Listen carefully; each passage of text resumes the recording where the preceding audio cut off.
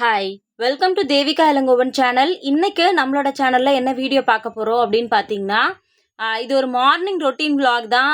இன்னைக்கு உங்ககிட்ட நான் வந்து ஷேர் பண்ணிக்க போகிறேன். ரொம்ப நாளாகவே அக்கா ரொட்டீன் உங்களோட மார்னிங் ரொட்டீன் vlog போடுங்க அப்படின்னு சொல்லி சில பேர் வந்து கேட்டிருந்தீங்க. ஆக்சுவலாக இன்னைக்கு செவ்வாய்க்கிழமை காலையில் எப்போவுமே பிரம்ம முகூர்த்தத்தில் எந்திரிச்சு எல்லா வேலையும் ஸ்டார்ட் பண்ணிவிடுவேன். பட் இன்னைக்கு தேவேஷுக்கும் ஸ்கூல் லீவு, அதனால் அவர் ஆல்ரெடி நேற்று நைட்டே சொல்லிட்டாரு. நானுமே ஆஃபீஸ் கொஞ்சம் லேட்டாக தான் போகிறேன், மழையுமே வேற பெய்யுது, அதனால கொஞ்ச நேரம் நீ தூங்கு அப்படின்னு சொன்னதுனால காலையில் 7:30க்கு தான் எந்திரிக்கவே வந்து ஆரம்பித்தேன். காலையில் எந்திரிச்சு அவங்களுக்கு பிரேக்ஃபாஸ்ட் லஞ்ச் எல்லாமே செஞ்சு கொடுத்து அவரை வந்து ஆஃபீஸ் வந்து அனுப்பிட்டேன். அவரை அனுப்புனதுக்கப்புறமா எனக்கு என்னெல்லாம் ஒர்க் இருக்கும் அப்படின்றது தான் இந்த வீடியோவில் நான் வந்து ஷேர் பண்ணிக்க போகிறேன். காலையில் வந்து பார்த்திங்கன்னா இதே மாதிரி மழை கண்டினியூஸாக பெஞ்சிக்கிட்டே தான் வந்து இருந்துச்சு. காலையில் அவரை ஆஃபீஸ்க்கு அனுப்புறதா இருக்கட்டும், தேவேஷ ஸ்கூலுக்கு அனுப்பும் போதும் சரி, வீடே வந்து பார்த்திங்கன்னா அப்படியே தலைகீழாக தான் வந்து இருக்கும். முன்னாடி நாள் படுக்கிறதுக்கு முன்னாடி வீடெல்லாம் பெருக்கி தொடச்சி என்னதான் நீட் பண்ணி வச்சுருந்தாலுமே அடுத்த நாள் வந்து பார்த்திங்கன்னா இப்படி தான் காலையில் வந்து இப்படி தான் வந்து இருக்கும். பூஜைலாம் முடிச்சுட்டு அவர் ஆஃபீஸ் அனுப்புனதுக்கப்புறம் பார்த்திங்கன்னா என்னோடய வீடு வந்து இப்படி தலைகீழாக தான் வந்து இருக்கும். எப்போவுமே டவல்லாம் வெளியில் தான் வந்து வாஷ் பண்ணி காய வைப்போம். பட் வந்து பார்த்திங்கன்னா இன்றைக்கி மழையாக இருக்கிறதுனால துவட்டின துண்டெல்லாம் சேர் மேலே போட்டு ஃபேன் மட்டும் போட்டு விட்டாச்சு. அவருக்கு லஞ்ச் எல்லாம் இங்கே ஹாலில் இருந்து தான் வந்து பேக் பண்ணி கொடுத்து அனுப்புவேன். அதனால் அவருக்கு லஞ்ச் பேக் பண்ணும்போது இருந்த குக்கர்லேருந்து எல்லாமே அப்படியே வந்து இருந்துச்சு. நேற்று நைட்டே வந்து பார்த்திங்கன்னா நம்மளோட தேவேஷ் புட்டிக்கு ஆர்டர் பண்ணியிருந்த சாரீஸ் எல்லாமே டிஸ்பேச் பண்ணுறதுக்காக கொஞ்சம் சாரீஸ் வந்து மேக்ஸிமம் வந்து நான் வந்து பார்த்திங்கன்னா பேக் பண்ணி எடுத்து வச்சிட்டேன். காலையில் ஸ்ரதன் எந்திரிச்சு வருவான்ல, அவன் என்ன பண்ணுவான் அப்படின்னா இந்த மாதிரி இருக்கிற துணி எல்லாத்தையுமே அங்கங்கே இங்கே போட்டு வச்சுருவான். காலையில் இன்றைக்கி தேவேஷ்க்கு ஸ்கூல் லீவு அப்படின்றதுனால அவனை 2 பேரையுமே வந்து டிவி பார்த்துக்க சொல்லிவிட்டு தேவேஷ்கிட்ட ஸ்ரதனை வந்து பத்திரமா பார்த்துக்க சொல்லிவிட்டு என்னோடய வேலையை வந்து ஸ்டார்ட் பண்ணிட்டேன். இதே காலையில் எழுந்திரிச்சேன் அப்படின்னா ஒரு 9:30 10 வீட்டு வேலை எல்லாத்தையும் முடிச்சுட்டு நான் வந்து ஸ்ரதனோட போயிட்டு ரூமில் போய் உட்காந்துருவேன். ஏன்னா அதுக்கப்புறம் அவனோட தான் ஃபுல்லாக டைம் ஸ்பெண்ட் பண்ணுவேன். அதுக்கப்புறம் வர ஆர்டர்ஸ்லேருந்து என்கொயரிஸ்லேருந்து நம்மளோட வீடியோஸ் அப்லோட் பண்ணுறதுலேருந்து எல்லாமே அவன் பக்கத்தில் உட்காந்து தான் வந்து பண்ணுவேன். பட் இன்றைக்கி தேவேஷ் இருக்கிறதுனால கொஞ்சம் பொறுமையாக வந்து பண்ணலாம் அப்படின்னு சொல்லிட்டு ஃபஸ்ட்டு வந்து பார்த்திங்கன்னா இருந்த பார்சல் எல்லாத்தையுமே அரேஞ்ச் பண்ணி வச்சாச்சு. நைட்டு இதே மாதிரி தான் அரேஞ்ச் பண்ணி வச்சு தான் இருந்த பார்சல் தான் அது. காலையில் அவன் எந்திரிச்சு வந்ததுக்கப்புறம் எல்லாத்தையும் கலைச்சி சாய்ச்சி விட்டுட்டான். நான் எப்போவுமே சொல்வேன், பார்சல் மேலே கை வைக்கவே கூடாது ஸ்ரதன் அப்படின்னு சொல்லிட்டு. எத்தனை தடவை சொன்னாலும் குழந்தைன்றதுனால அவனுக்கு அது புரியவே மாட்டேங்குது. இருந்தாலும் பார்சல் எல்லாத்தையும் ரொம்ப சேஃபாக எடுத்து அப்படியே வந்து வச்சுட்டேன். இருக்க மழை வந்து பார்த்திங்கன்னா கொஞ்சம் ஜாஸ்தியாகிட்டே தான் வந்து இருந்துச்சு. எப்போவுமே காலையில் என்னோடய வேலை என்னவாக இருக்கும் அப்படின்னா தேவேஷ் புட்டிக்கு பார்சல் எல்லாமே வந்து பேக் பண்ணி ஃபஸ்ட்டு வந்து எடுத்து வச்சுருவேன். ஏன்னா டிஸ்பேச் பண்ணுறதுக்கு எடுத்து வச்சிட்டேன் அப்படின்னா தான் கொரியர் ஆஃபீஸ்லேருந்து கொரியரை நான் வந்து பார்சல்லாம் எடுத்துகிட்டு போகிறதுக்கு ஈஸியாக இருக்கும். இன்றைக்கி மழை வேறு பெய்யுது, அதனால் எந்த பார்சலும் லேட் ஆகிடக்கூடாது அப்படின்றதுனால காலையிலே அவருக்கு கால் பண்ணி இன்ஃபார்ம் வந்து பண்ணிட்டேன். எப்போவுமே ரூம் க்ளீன் பண்ணுறேன் அப்படின்னா ஃபஸ்ட்டு இந்த ரூம் தான் க்ளீன் பண்ணுவேன். நம்மளோட வீட்டில் 2 ரூம் இருக்கும். ஒன்றுத்தில் வந்து பார்த்திங்கன்னா தேவேஷ் புட்டிக் சாரீஸ் எல்லாமே வந்து இங்கே தான் வந்து அலைன் பண்ணி வச்சுருப்பேன். ரூமுமே ரொம்ப காம்பேக்டாக தான் இருக்கும். இது ஆக்சுவலாக பொட்டிக்கான ரூமாகவே நாங்கள் வந்து யூஸ் பண்ணுறோம். ஏன்னா எங்களோட பிரிண்டர்லேருந்து லேப்டாப்லேருந்து எல்லாமே இந்த ரூமில் தான் வந்து இருக்கும். சாரீஸுமே இதில் தான் வந்து இருக்கும்.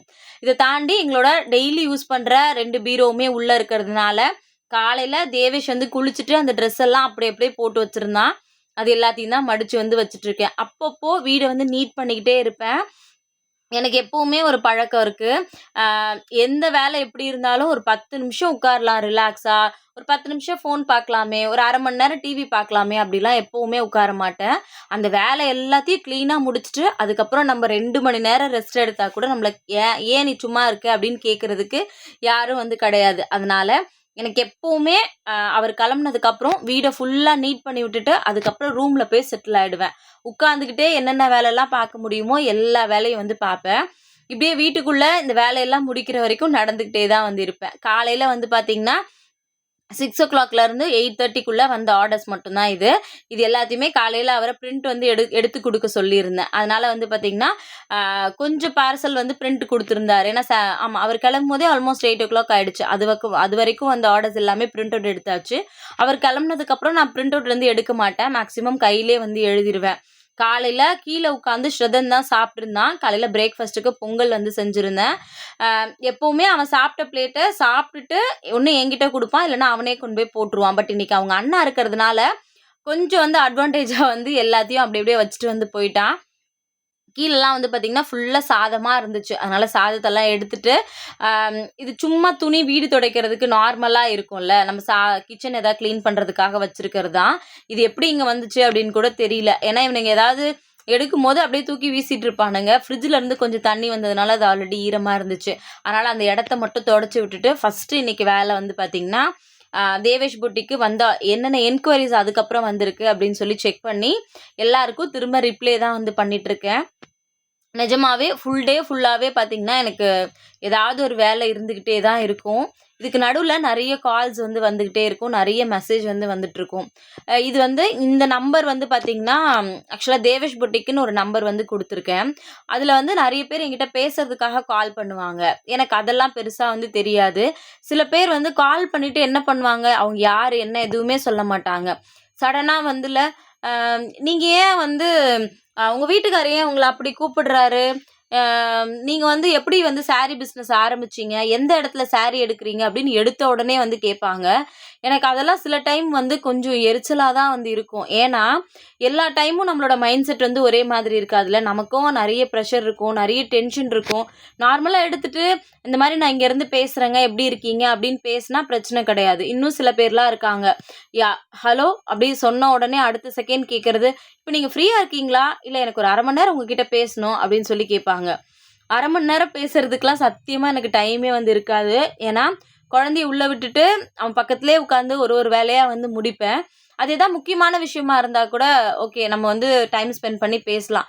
சில பேர்லாம் எனக்கு கால் பண்ணுவாங்க, ரொம்ப அக்கறையாக ரொம்ப அன்பாக, சிஸ்டர் எப்படி இருக்கீங்க, உங்கள் வீடியோ நான் பார்த்துருக்கேன், உங்கள் வீடியோஸ் பிடிக்கும் அப்படின்னு சொல்லும்போது கண்டிப்பாக எல்லாருக்கிட்டையும் பேசணும் தான் வந்து தோணும். ஆனால் சில பேர் வந்து ரொம்ப இரிட்டேட் பண்ணுற மாதிரியான கால்ஸ் வந்து எனக்கு வரும். அதுவும் இந்த மாதிரி ரொம்ப அவசரமாக பண்ணும்போது இந்த மாதிரி கால் வரும்போது கொஞ்சம் டென்ஷனாக தான் வந்து இருக்கும். பட் யாரையும் ஹர்ட் பண்ணுற மாதிரி இது வரைக்கும் பேசினதில்ல. யாராவது சொன்னாங்க அப்படின்னா கூட, சிஸ்டர் கொஞ்சம் வேலையாக இருக்கேன் சிஸ்டர், நான் ஃப்ரீ ஆகிட்டு உங்களுக்கு மெசேஜ் பண்ணுறேன், இல்லைனா நீங்கள் வாய்ஸ் மெசேஜ் பண்ணுங்கள், நான் ஃப்ரீ ஆகிட்டு கண்டிப்பாக உங்களுக்கு திரும்ப ரிப்ளை பண்ணுறேன் அப்படி தான் வந்து சொல்லுவேன். அதே மாதிரி இந்த தேவேஷ் புட்டிக் குரூப்பில் வந்து பார்த்திங்கன்னா ஹாய் சாப்பிட்டீங்களா அந்த மாதிரி சில பேருமே வந்து மெசேஜ் வந்து பண்ணுறீங்க. தயவு செஞ்சு அந்த மாதிரி மெசேஜ் வந்து பண்ணாதீங்க. டீ சாப்பிட்டீங்களா, காஃபி சாப்பிட்டீங்களா அப்படியெல்லாம். ஏன்னா இது பொட்டிக்காக இருக்கிறது. ஏதாவது ஒரு ஆர்டர்ஸ் வராதா, ஏதாவது என்கொயரிஸ் வராதா அப்படி தான் வந்து அதில் பார்த்துட்ருப்போமே தவிர, இந்த மாதிரி எல்லாம் நானும் ரிப்ளை மேக்ஸிமம் வந்து கொடுப்பேன். பட் எப்படின்னா 2 மினிட்ஸ்க்கு ஒன்ஸ் வந்து அப்புறம் அப்படியெல்லாம் வந்து சில பேர் வந்து கேட்டுக்கிட்டே இருப்பாங்க. அதே மாதிரி அக்கா உங்களுக்கு டெய்லி இவ்வளோ ஆர்டர்ஸ் வருமா அப்படின்னு கேட்டிங்கன்னா சத்தியமாக கிடையாது.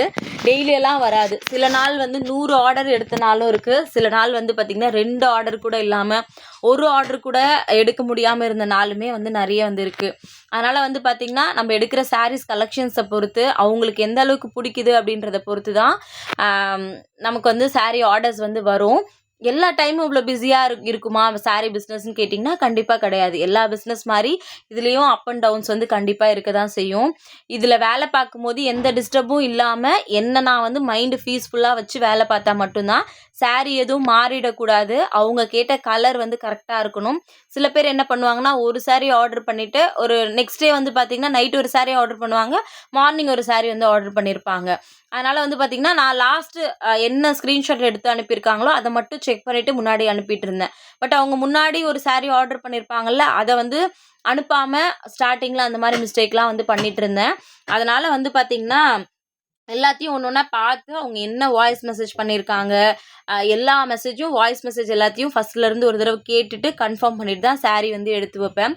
இன்னும் சில பேர் லாஸ்ட் மினிட்ல அக்கா எனக்கு இந்த கலர் வேண்டாம், நான் இது சேஞ்ச் பண்ணிக்கவா அப்படின்னு கேட்பாங்க. சில பேர் ஸ்க்ரீன்ஷாட் எடுத்து அனுப்புறது ஒரு சாரியாக இருக்கும், பட் அவங்க கேட்டது வேறு சாரியாக இருக்கும். இந்த மாதிரி நிறைய விஷயங்கள் வந்து இதில் இருக்குது. எந்த வேலையுமே அவ்வளோ ஈஸி வந்து கிடையாதுன்ற மாதிரி நிஜமாவே இந்த சாரீ பிஸ்னஸும் அவ்வளோ ஈஸியான வேலைலாம் கிடையாது. பார்க்கும்போது அப்பாடா இவ்வளோ பார்சல் இருக்குது அப்படின்னு நானுமே யாரையோட வீடியோஸாவது பார்த்தேன் அப்படின்னா அப்படி தான் யோசிப்பேன். இவங்களுக்கு எவ்வளோ ஆர்டர்ஸ் வந்து வருது, எவ்வளோ சம்பாதிக்கிறாங்க அப்படி தான் வந்து நானாக இருந்தாலுமே வந்து யோசிப்பேன். பட் இப்போலாம் வந்து புரிஞ்சுக்கிட்டேன், எல்லா வேலைக்கும் ஏதோ ஒரு கஷ்டம் வந்து கண்டிப்பாக இருக்குது அப்படின்னு சொல்லிட்டு. ஏன்னா நிறைய பேர் எங்கிட்ட கேட்குறது, அக்கா நீங்கள்லாம் யூடியூப் சேனல் வச்சுருக்கீங்க, அதனால் உங்களுக்கு பிஸ்னஸ் வந்து ரொம்ப ஈஸியாக இருக்குது அப்படின்னு.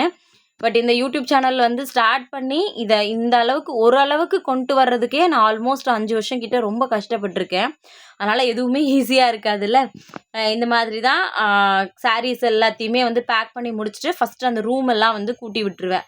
டெய்லியும் இப்படி தான் வந்து பண்ணுவேன். அதே மாதிரி அப்பப்போ எங்கெல்லாம் ஒட்டடை இருக்கோ அது எல்லாத்தையும் தட்டி விட்டுக்கிட்டே இருப்பேன்.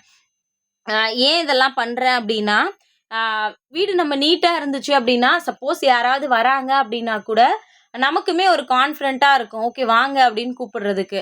இதே வந்து நம்ம ஒரு சைடில் துணியெல்லாம் போட்டு, ஒரு சைடில் கிச்சனெல்லாம் பாத்திரம் வாஷ் பண்ணாமல், வீடெல்லாம் பெருக்காமல் அப்படி இருக்கும்போது யாராவது வந்தாங்க அப்படின்னா, அவங்க வரும்போது நம்ம வந்து பார்த்திங்கன்னா, அவங்கக்கிட்ட பேசிட்டு தான் இருப்போம். பட் நம்ம மைண்டு ஃபுல்லாகவே வந்து பார்த்திங்கன்னா, ஐயோ வீடு இப்படி இருக்கே, என்ன நினச்சிருப்பாங்களோ அப்படி தான் வந்து தோணிக்கிட்டே இருக்கும்ல. அதனால் எப்போவுமே எந்த வேலை எப்படி இருந்தாலும் ஃபஸ்ட்டு வந்து க்ளீனிங் ஒர்க்கை வந்து முடிச்சிருவேன். வீட்லேயுமே அந்த ரூமை முடிச்சுட்டு அடுத்தது கண்டிப்பாக பூஜை ரூம் வந்து போயிடுவேன்.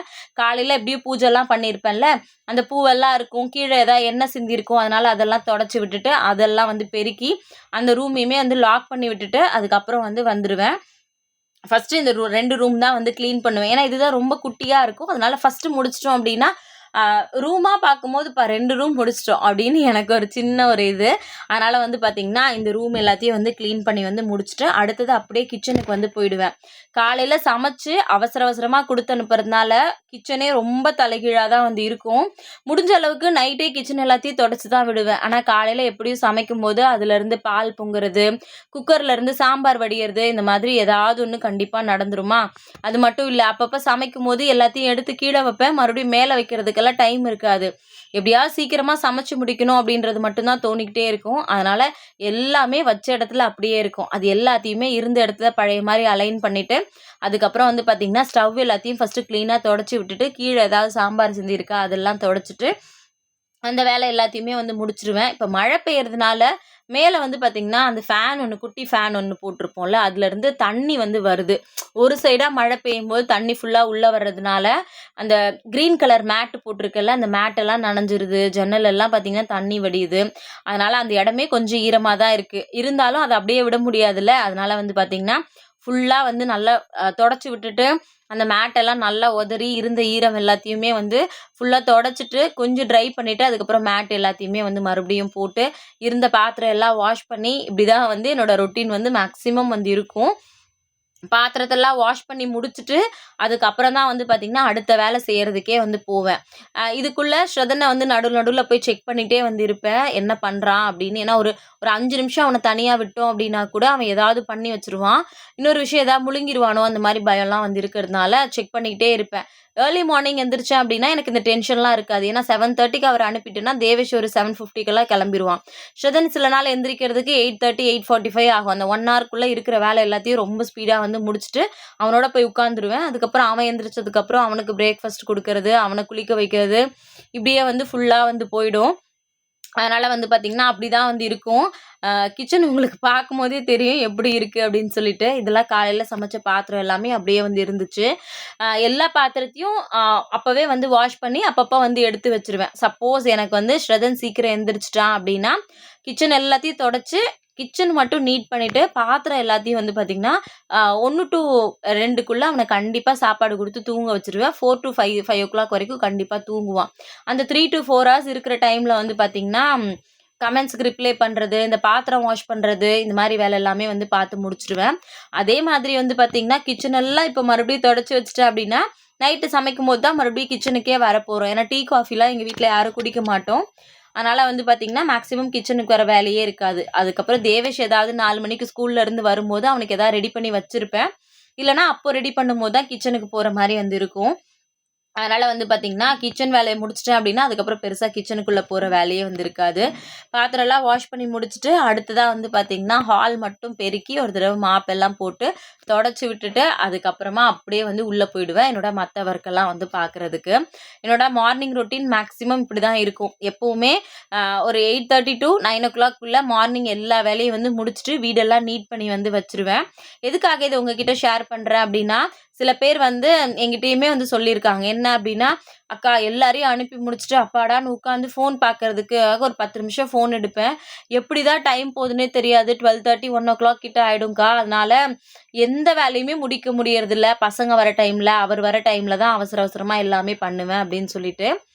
பட் இந்த மாதிரி அப்பப்போ வேலையை முடிச்சு பாருங்களேன், உங்களுக்கே ரொம்ப நிம்மதியாக வந்து இருக்கும். நான் காலையில் ஒரு தடவை இந்த மாதிரி பெருக்கி விடுற மாதிரி, சாயங்காலம் ஷார்ப்பாக 4:30 ஆன உடனே வீடெல்லாம் ஒரு தடவை ஃபுல்லாக பெருக்கி விட்டுட்டு, வீட்டில் ஏதாவது சாமி பாட்டு வந்து ஸ்லோகம் போட்டு விட்டுருவேன். வீட்டில் விளக்கேத்துறேன், சப்போஸ் பீரியட்ஸ் டைம் அப்படின்னா விளக்கேற்ற முடியாது. பட் இருந்தாலும் தசாங்கமோ இல்லைனா வந்து பார்த்திங்கன்னா ஏதாவது சாம்பிராணியோ வந்து ஹாலில் ஒன்று கண்டிப்பாக வந்து ஏற்றி வச்சுருவேன். இல்லை பீரியட்ஸ் இல்லை, நான் நார்மலாக இருக்கேன் அப்படின்னா கரெக்டாக 5:30க்கெல்லாம் வீட்டில் விளக்கேற்றிட்டு உள்ளேயுமே சாம்பிராணி வந்து போட்டு விட்டுருவேன். அது இன்னுமே ரொம்ப பாசிட்டிவான ஒரு ஃபீல் வந்து குடுக்கும். அதனால வந்து பார்த்தீங்கன்னா, எப்பவுமே என்னோட வீட்ட நான் இப்படி தான் வச்சுக்கணும் அப்படின்னு சொல்லி நெனப்பேன். அதே மாரி தான் வந்து யாராவது மாத்திக்கணும் அப்படின்னு நெனச்சீங்கன்னா, கண்டிப்பா ட்ரை பண்ணி பாருங்க. அது இன்னுமே உங்களுக்கு ரொம்ப ப்ளசன்ட்டான, ஹேப்பியான ஃபீல் வந்து கண்டிப்பா வந்து குடுக்கும். மார்னிங் ரொட்டீன் வீடியோ ஷேர் பண்ணுங்க அப்படின்னு சொன்னவங்களுக்காக தான் இந்த வீடியோ வந்து போட்டிருந்தேன். இந்த வீடியோ உங்களுக்கு புடிச்சிருக்கா? இல்லையா? அப்படின்றத மறக்காம கமெண்ட்ல வந்து சொல்லுங்க. நிறைய ஊர்ல மழை கண்டினியூஸா பெஞ்சுக்கிட்டே இருக்கு. ரொம்ப சேஃபா இருங்க. ஏன்னா வொர்க்கிங் வுமன்ஸ் நெறைய பேர் இருப்பீங்க. வேலைக்கு போயிட்டு வரவங்க இருப்பீங்க. வீட்டிலேயே வந்து குழந்தைங்கள ஸ்கூலுக்கு கூட்டிட்டு போறது, இந்த மாரி நெறைய வேலை கூட உங்களுக்கு இருக்கும். எப்போ போனாலும் படிக்கட்டெல்லாம் பார்த்து இறங்குங்க. ரொம்ப சேஃபா இருங்க. இந்த விளாக் உங்களுக்கு பிடிச்சிருக்கா? இல்லையா? அப்படின்றத மறக்காம கமெண்ட்ல சொல்லுங்க. மறுபடியும் நாளைக்கு இன்னொரு வீடியோல பார்க்கலாம். Thank you.